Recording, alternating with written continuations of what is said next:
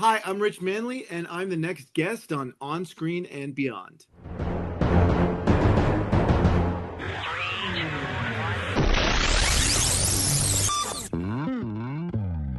On Screen and Beyond, an inside look into the entertainment world featuring interviews with people from the movie, TV, and music industry, news on upcoming TV and DVD releases, and the rumor mill. And now, here's the host of On Screen and Beyond, Brian Zemrak.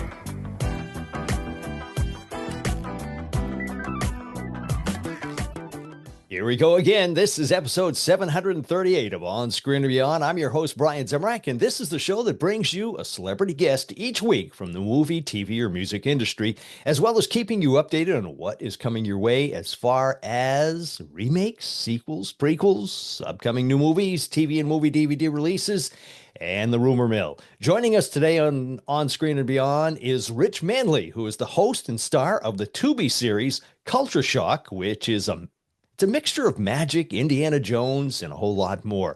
Rich has some amazing stories to share with us, so stick around for that. And I hope you had a great week and enjoyed last week's guest, James Dumont of the Righteous Gemstones, and so much more. But, you got to be sure to check out all of our past episodes of your, on whatever favorite podcast provider you have, whether it's Apple Podcasts, Spotify, or any of those. We have had such guests as Meatloaf, Peter Tork of the Monkees, Tommy James of the music world, and also Bruce Dern, Gary Sinise, Robert Vaughn.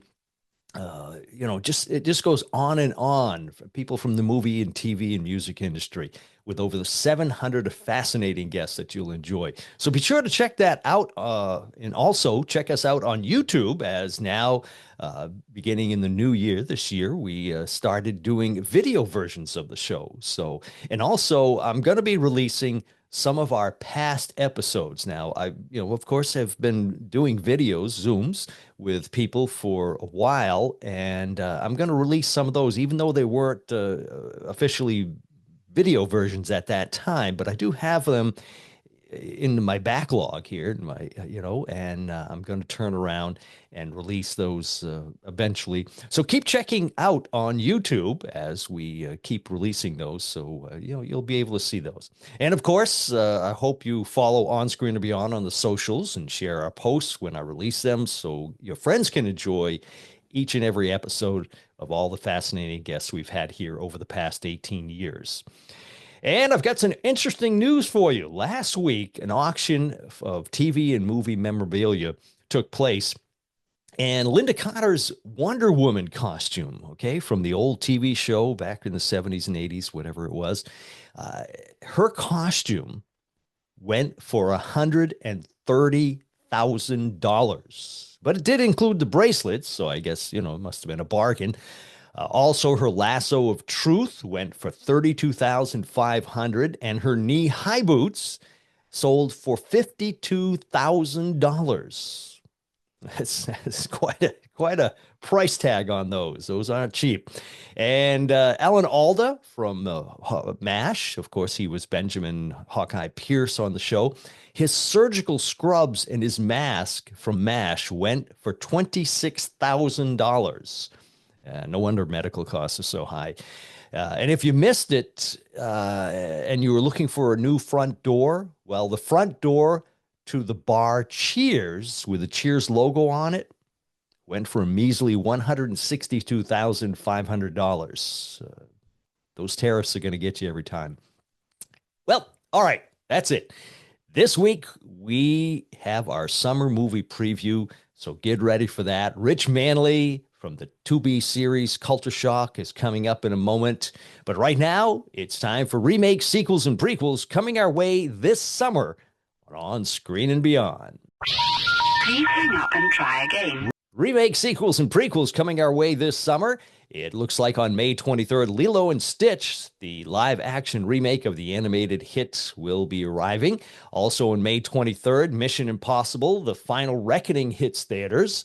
Karate Kid's Legends will be kicking indoors at theaters on May 30th. And June 6th, Ballerina. That's going to be a John Wick spinoff will be coming our way. The 28 years later continues the 28 days later story on June 20th. Megan 2.0 spooks us on June 20th. And on July 2nd, Jurassic World Rebirth stomps into theaters for another version of that franchise. And Superman is coming back to theaters as he flies in on July 7th for a new adventure. And July 18th, look for I Know What You Did Last Summer. And Smurfs will also be arriving on the silver screen on that date. And The Naked Gun. Of course, Leslie Nielsen did all those films with us and a TV show and everything.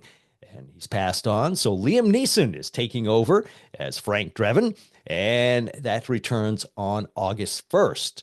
August 8th, Freakier Friday with Jamie Lee Curtis and Lindsay Lohan will be hitting theaters. And on August 15th, Bob Odenkirk returns in Nobody 2.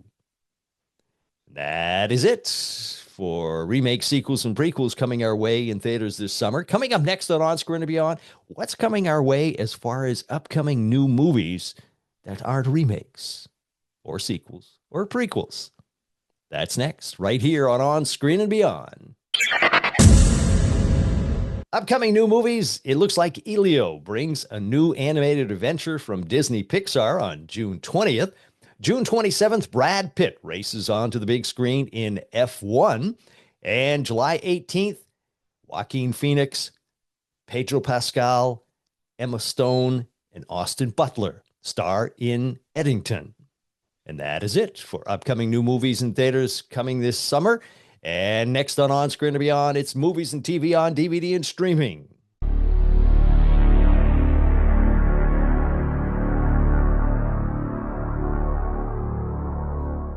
Movies and TV on DVD and streaming. It looks like Fountain of Youth with Natalie Portman and John Krasinski will stream on Apple TV Plus on May 23rd. Fear Street Prom Queen streams on Netflix on May 23rd. And July 2nd, it looks like Idris Elba and John Cena star in Heads of State, an action comedy on Prime Video. And Happy Gilmore 2 will be hitting the greens once again with Adam Sandler on Netflix on July 25th. And that's it for movies and TV on DVD and streaming. Next on Screen and Beyond, it's TV and entertainment time.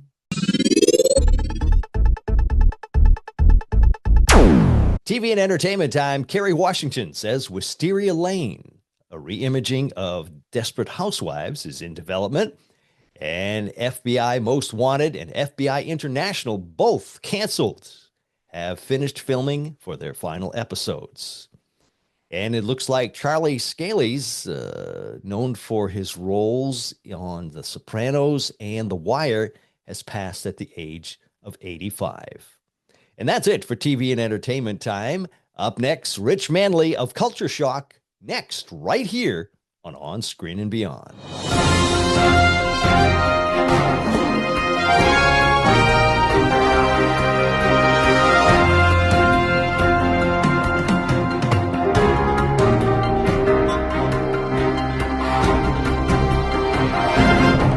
Today on Screen and Beyond, our guest is the host and star of the new series Culture Shock on Tubi, which has just been renewed for a second season. He is also a magician who will be touring the U.S. with his live stage show, and he will be starring in a new action thriller called Fallen Cards, now in post-production.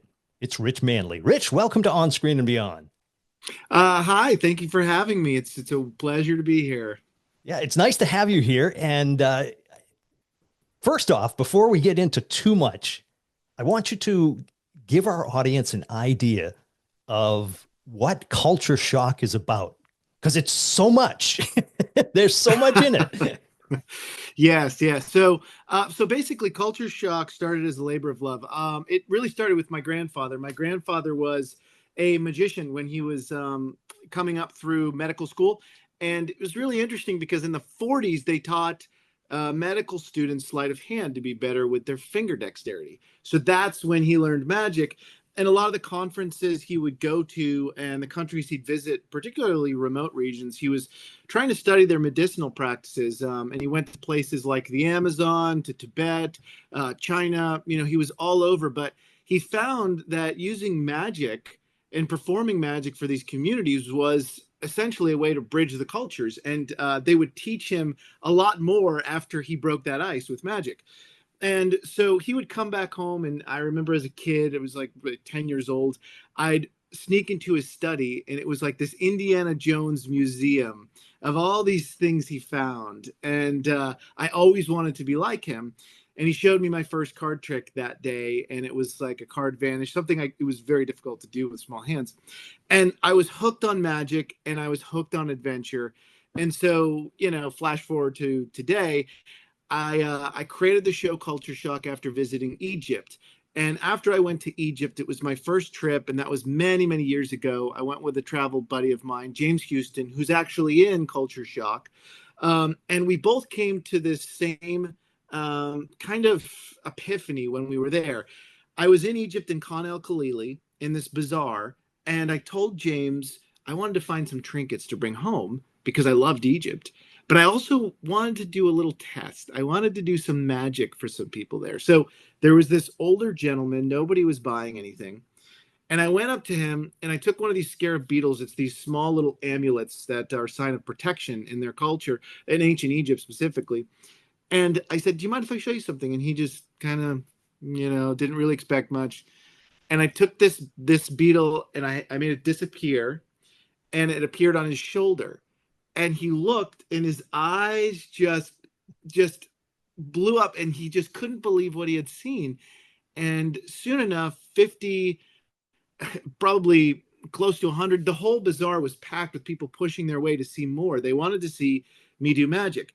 And, it was like a celebrity there at that moment. And it took everything in James and I's power to get out of there back to our hotel room. We were getting mobbed.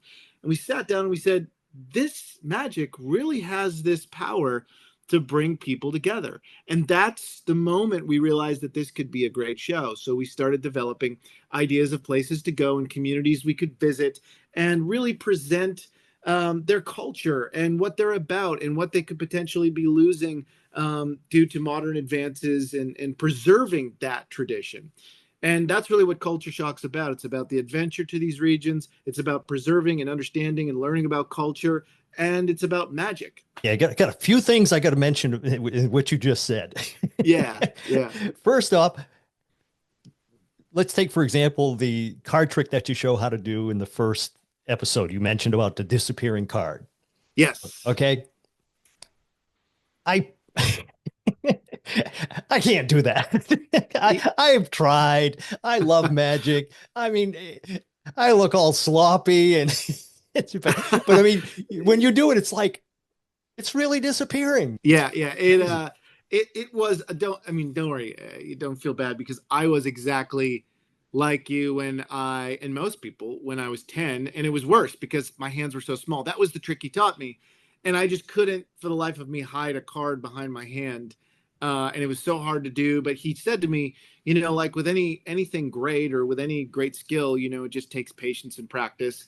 And I would do that trick for family get-togethers at Christmas. We had, I have a big family, and I'd go home and to my family's house or my grandmother's house, my grandparents' house, and I would gather the whole family together in the kitchen. And I'd say, watch, I'm going to do this. And everyone could see the card and everything. And, it turned more into a comedy act more than anything else. And everyone's like, oh, good job. But my grandfather would come up and he'd say, but I can see you're practicing. He saw that I was still sticking with it. And I think that meant a lot. So, yeah. And like you say, watching the show, it is, and just so everybody knows, if you want to learn how to do a trick, watch the show, because you should, and good luck. But watching the show and seeing the look on the faces of the people, like you say, magic brings these people in, no matter, they're just so enthralled with it. And I can see how you would, when you were saying you were in Egypt and all these people the crowd is just getting bigger and bigger. I can see how that happens. And they can't understand you when you're talking. because they don't speak English, or some of them didn't. But it's still, they're not walking off saying, well, I don't know what he's saying. So, but magic does that. Yeah.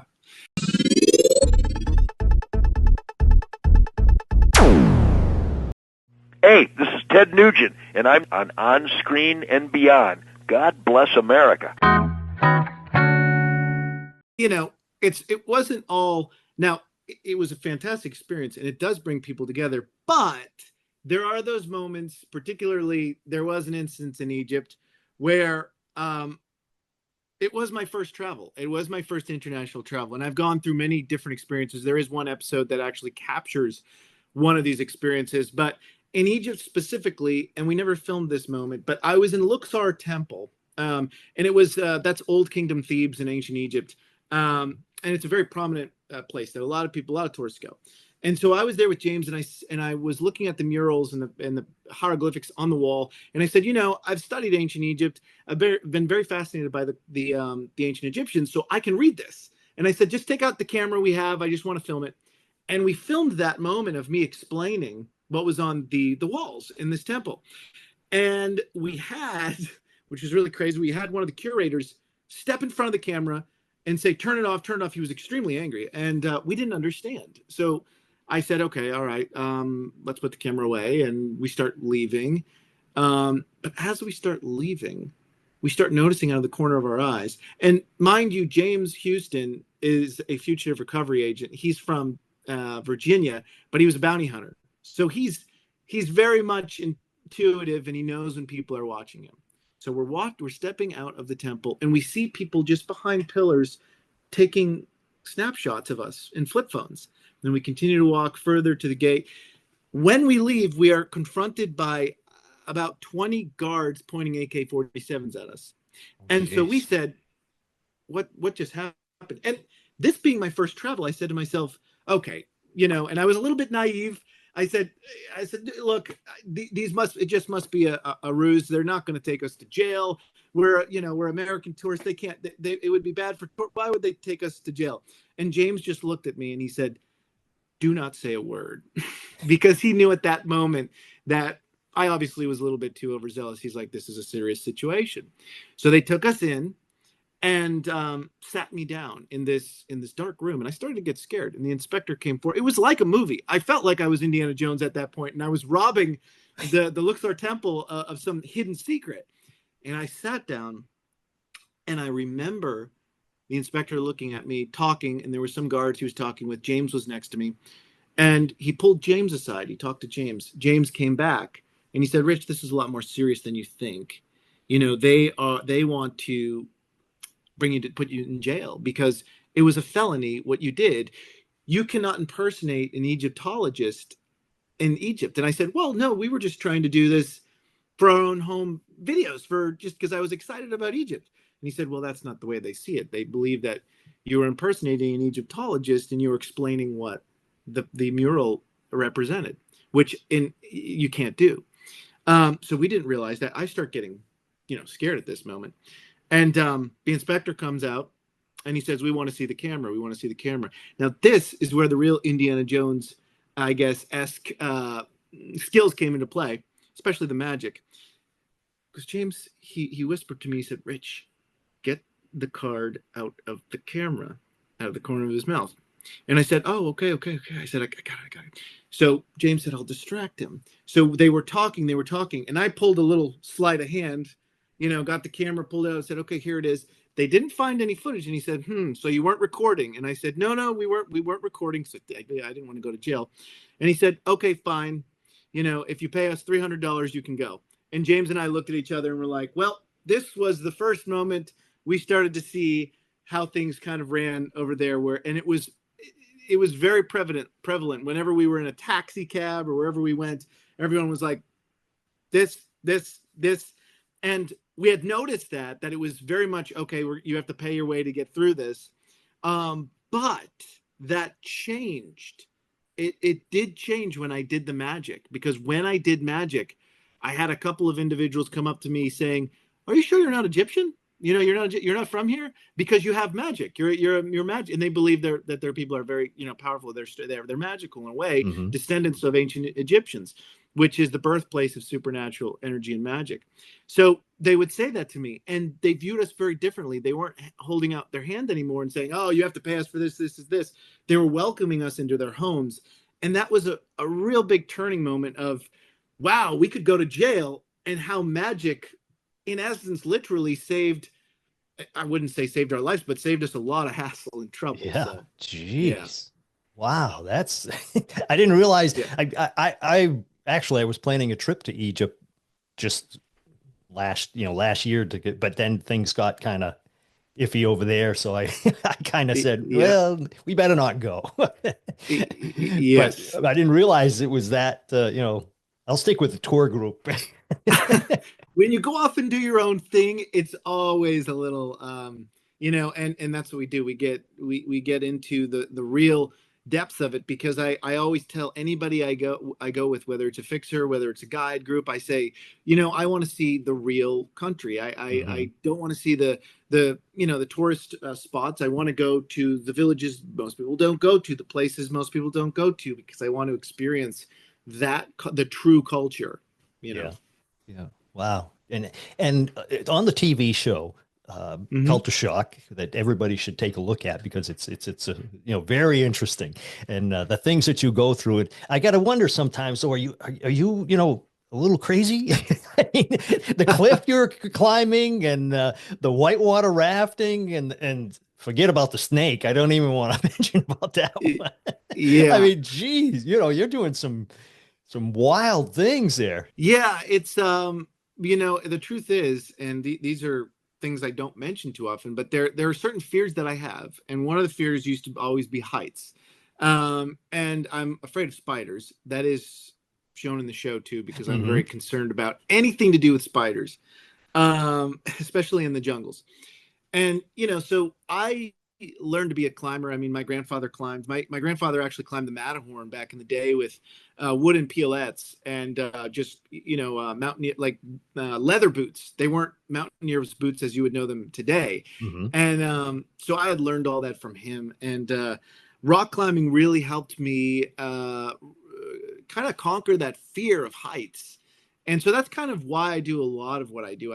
Traveling and meeting these cultures, I realized that they use some of these skills to survive. I mean, the Quechua in Peru is an indigenous group. They're the closest living relatives to the Incas in the Andes, and they live, 16,000 feet up. They live 17,000 feet up in these villages, and they believe that Pachamama, or Mother Earth, is what protects them and keeps them safe. So they give offerings to her. But they're easily hiking up these mountains, up and down to the lower elevation villages, back to their village where they live, to get their food and bring it back up, or they're climbing to a degree. And to me, I just said, these adventure skills are not really, the things I do are not egocentric or in the sense of an adrenaline rush.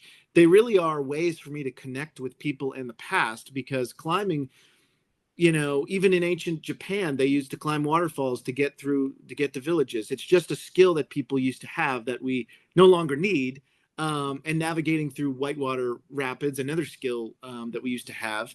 And I mean, handling giant anacondas, that's more pick your poison there. That's But just crazy. I hate to tell you yeah, that, yeah. So Rich, that may but be a little bit more on the crazy side. There may be a little crazy in there.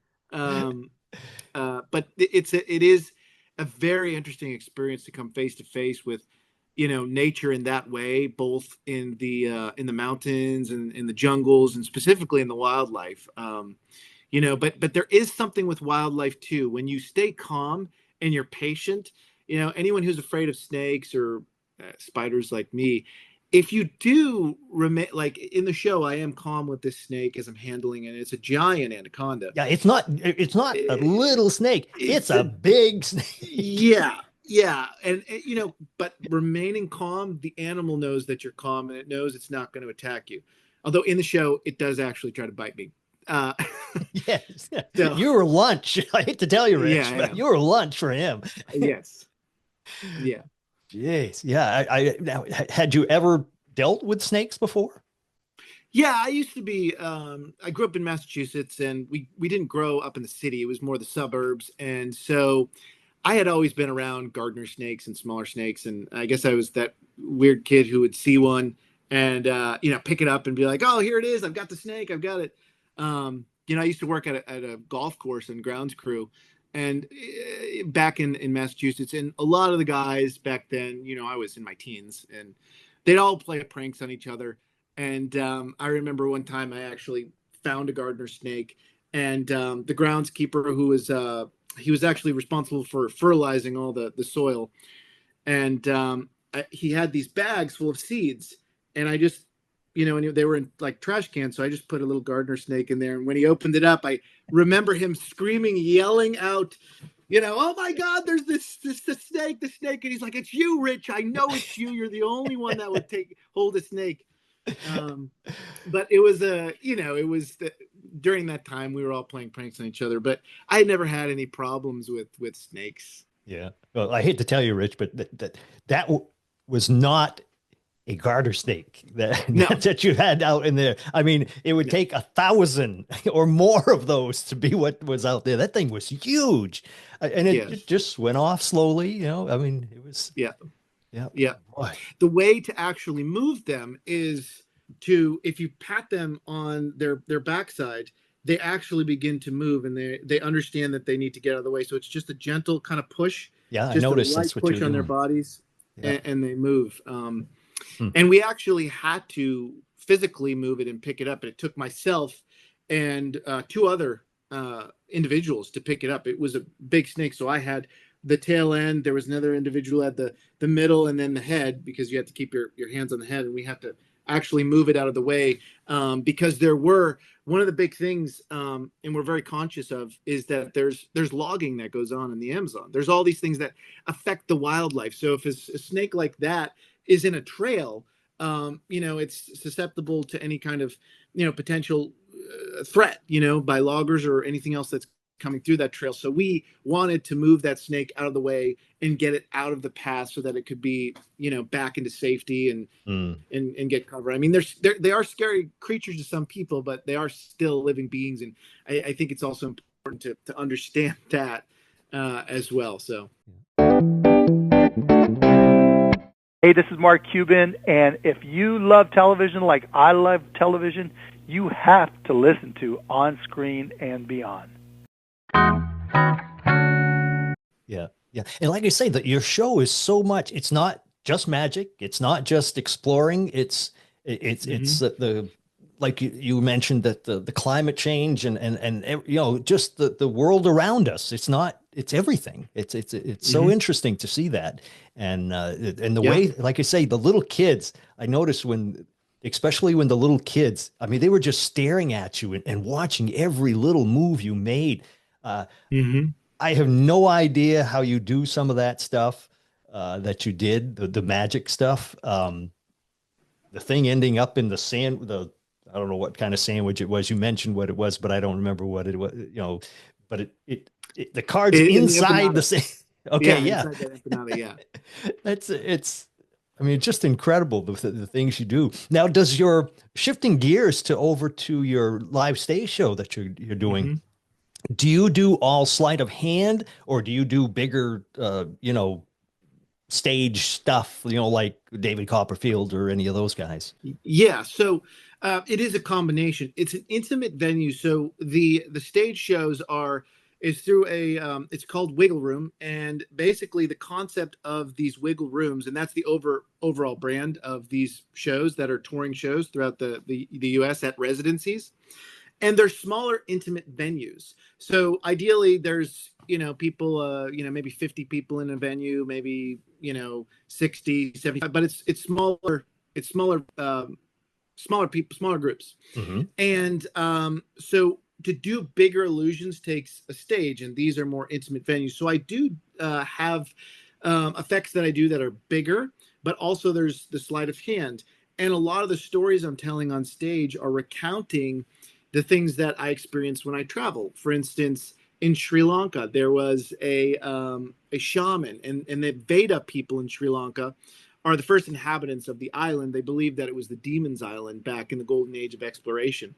And nobody wanted to set foot there. But these Veda were the first people there. And they believe in dark magic. So they have this exorcist. And if anyone's sick, even if they have a stomach ache, an exorcist is called because they believe that person is possessed by a demon. So they don't go and get traditional medicine. They call the exorcist.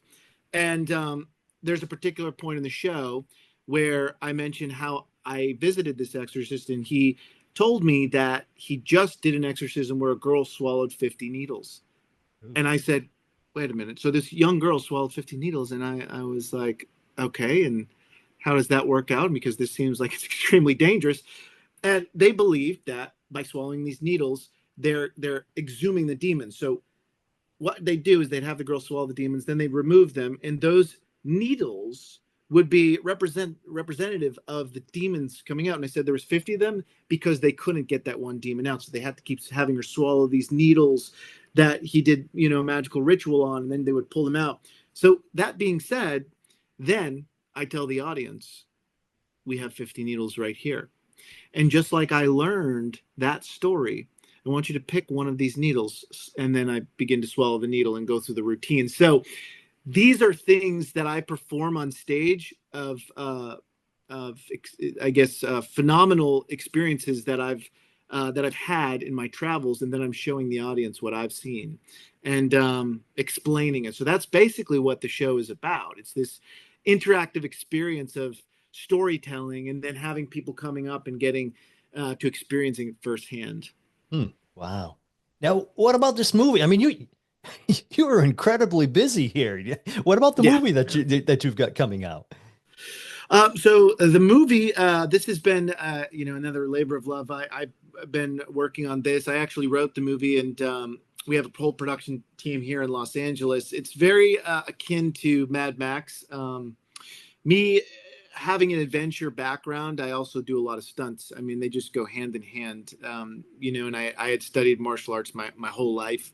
And I actually trained with the Shaolin monks. So again, that was another cultural thing. I started training Shaolin when I was in my early teens, because I was fascinated by the monks of China and Kung Fu.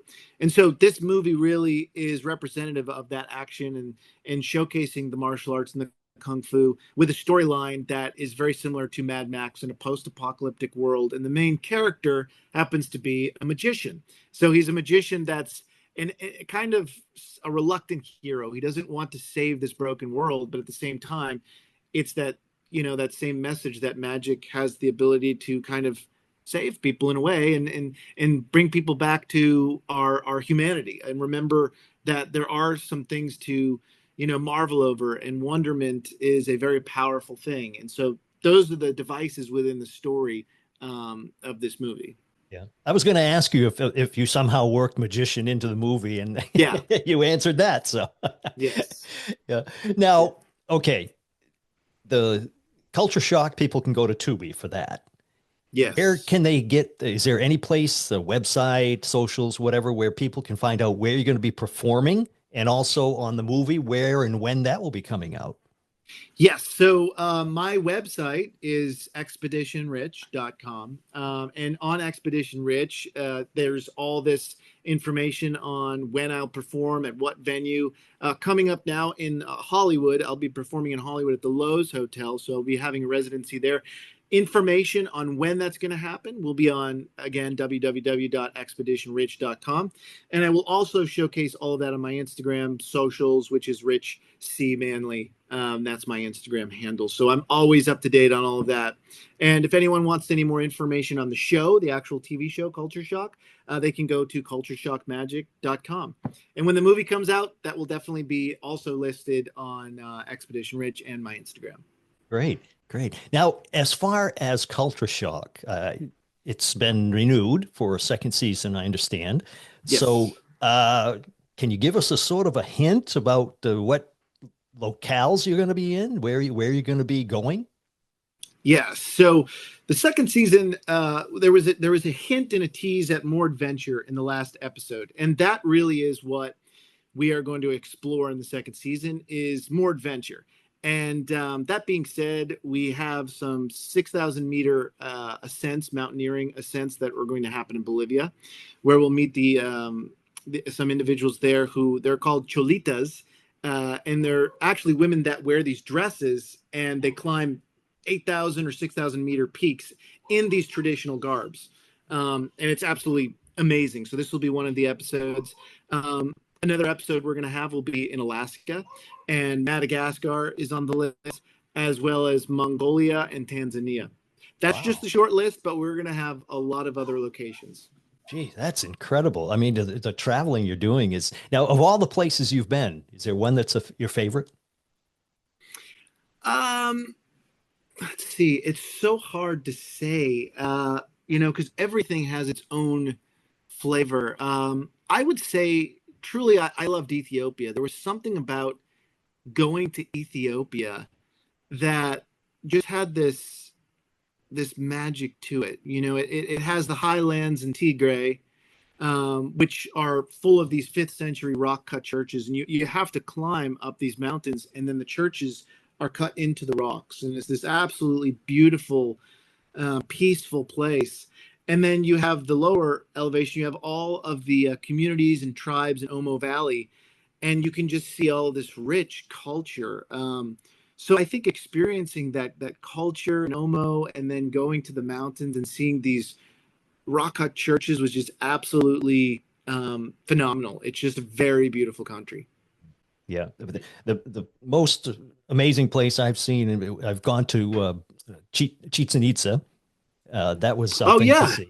That's really something. I'd love to go to Machu Picchu, but I don't know if I'd ever get there. But just so many different things to see, and you're getting to see all of this stuff. It's incredible. Yeah, it truly is it's an experience, but I strongly recommend that anyone who gets the chance to travel, and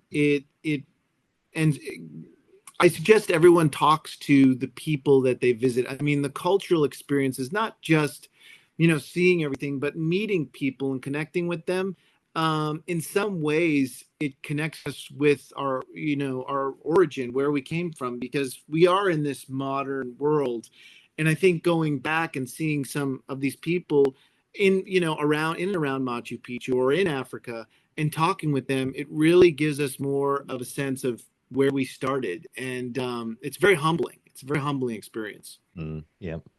Well, Rich, we're going to finish up. Like you said, people should definitely check out your show on Tubi called Culture Shock. It's a great show, and see some magic, see some amazing scenery. It's incredible the stuff that you see, and see people getting together and just being friends. I mean, that's nice too, to see a show where people aren't shooting each other or whatever. It's just they're just coming together. It's really nice.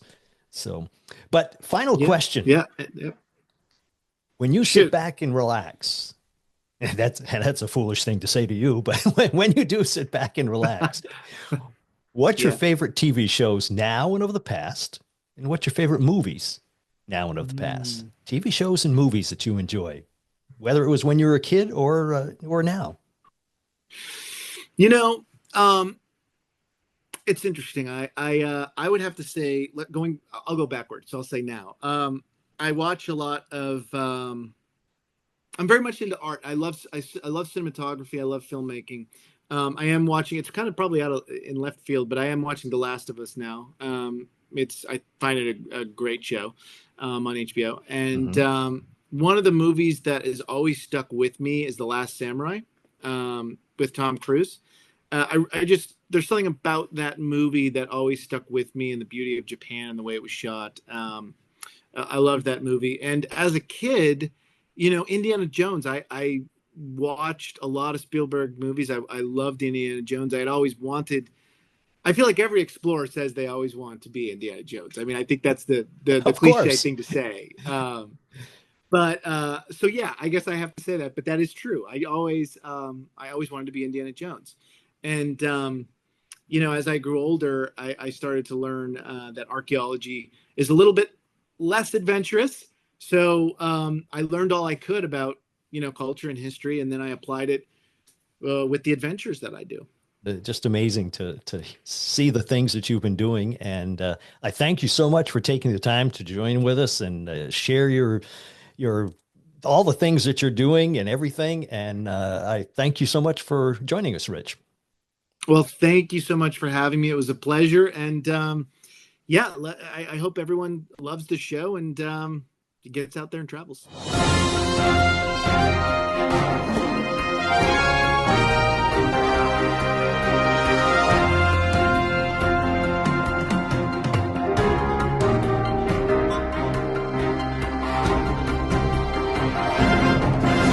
And a big thank you going out to Rich for sharing his story with us here on Screen and Beyond. Be sure to check out Rich Manley on his Magic Culture Adventure Show. It's on Tubi, and you can look for his live magic tour this summer, and also look out for his upcoming movie. A lot of things going on for Rich. So we thank him so much for joining us here at On Screen and Beyond. And I hope you subscribed or will subscribe and follow On Screen and Beyond on YouTube, Spotify, Apple Podcasts, wherever you get your podcasts. And we will get the episode out as soon as possible. And you will get it as soon as possible just by doing that, following or subscribing or whatever they want to call it. And it doesn't cost anything. It just gets you that episode. So usually we hit for Sundays, but we always don't hit that because sometime our guest has a show or a movie or a book or something coming right out, and we want to get the information out to you as fast as possible. So be sure to do that wherever you get your podcasts, or if you're watching on YouTube or Spotify. Be sure to tell a friend, please, to help us out, and we'll get more guests for you here on Screen and Beyond. And I hope that you will continue to listen, watch On Screen and Beyond each week. And I thank you for listening or watching. And that's it. It's a wrap for this episode of On Screen and Beyond. So until next time, when we once again take you on screen and beyond, I'm Brian Zemrak. Take care.